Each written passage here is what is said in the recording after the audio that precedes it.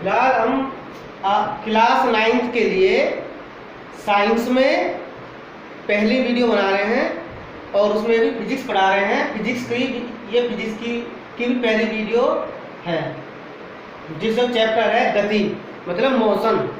तो यहाँ पहला बात बनती है गति। गति क्या है? जब कोई वस्तु किसी दूसरी वस्तु के सापेक्ष अपनी स्थिति में परिवर्तन कर दे, या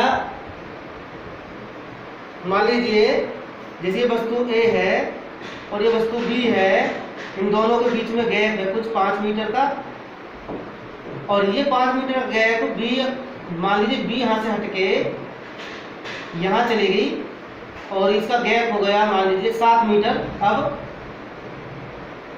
तो हम ये कहेंगे कि B वस्तु ने गति की है, तभी तो इसकी स्थिति बदल गई। पहले कहाँ थी ये? यहाँ थी ये पहले। अतः ये कह सकते हैं कि जब कोई वस्तु किसी दूसरी वस्तु के सापेक्ष अपनी स्थिति परिवर्तित कर दे तो गति कहलाती है।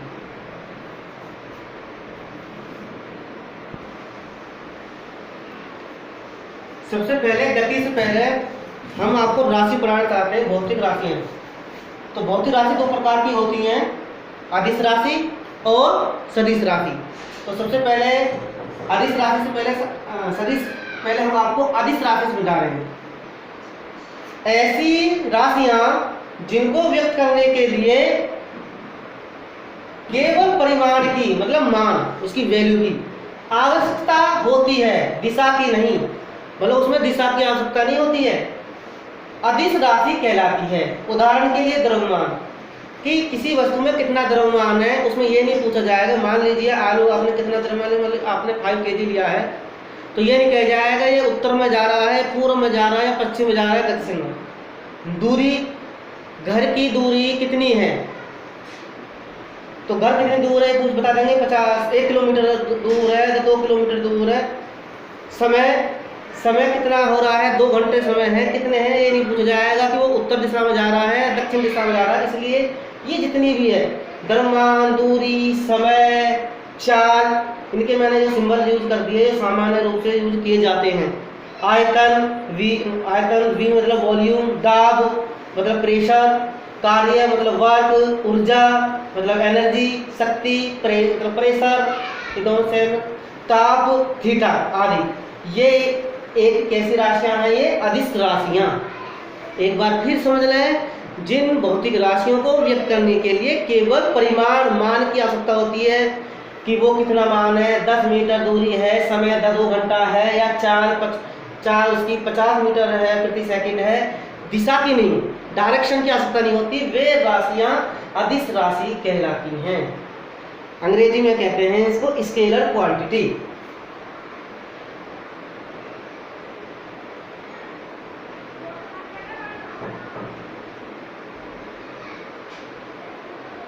ठीक है।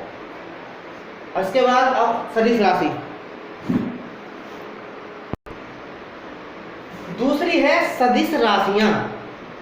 पहले अदिश बताई थी, दूसरी है सदिश राशियां। वे राशियां जिनको व्यक्त करने के लिए परिमाण के साथ साथ दिशा की भी आवश्यकता होती है, दिशा की भी आवश्यकता होती है, सदिश राशियां कहलाती है। मतलब जैसे मान लीजिए बल है, तो हमने ये गाड़ी है, मान लीजिए स्टार्ट नहीं हो रही, इसे धक्का देना है, धक्का देके स्टार्ट हो जाती है कभी कभी। तो किसी गाड़ी वाले ने कहा है जैसे मेरी गाड़ी को धक्का देना, तो आप धक्का गाड़ी चलानी इधर को, धक्का इधर दोगे या इधर से दोगे? सीधी सी बात है, इधर से पीछे से धक्का देंगे मतलब एक दिशा होगी धक्का देने की। तो धक्का क्या होता है? बल ही तो होता है, धक्का मतलब बल होता है, तो बल की एक दिशा होगी।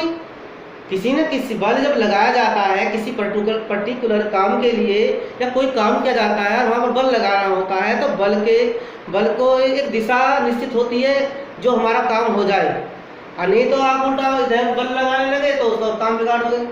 तो बल एक ऐसी राशि है जिसकी दिशा परिमाण के साथ साथ दिशा भी चाहिए। ऐसे ही विस्थापन है, समझाऊंगा इसे भी। वेग भी है, संवेग है, ये चैप्टर में आएंगे आगे, त्वरण है, आवेग है इत्यादि। ये सब कैसी राशियां हैं? सदिश राशि।